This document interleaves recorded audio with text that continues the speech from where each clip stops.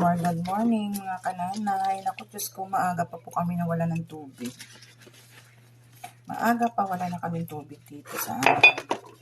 Ang hirap pa naman magligpit na wala kang tubig. Ang aga-aga ko na rin nagising.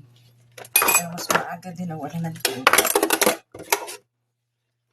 Kaya ang hugas natin ngayon sandok-sandok. Buti lang kahit paano kapag-ipon ako ng tubig. Ganito na ngayon sa amin dito kasi syempre mainit na rin ngayon.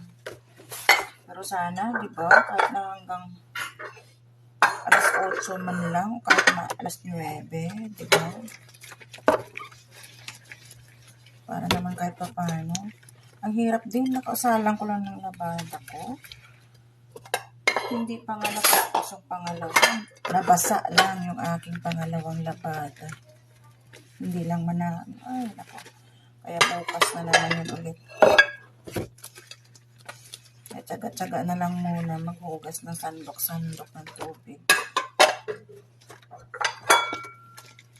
Maaga ka rin. Kasi yung tubig dito sa amin dumadating 4:30 ng umaga. Tapos 4:30 ng umaga. Tapos natigil din.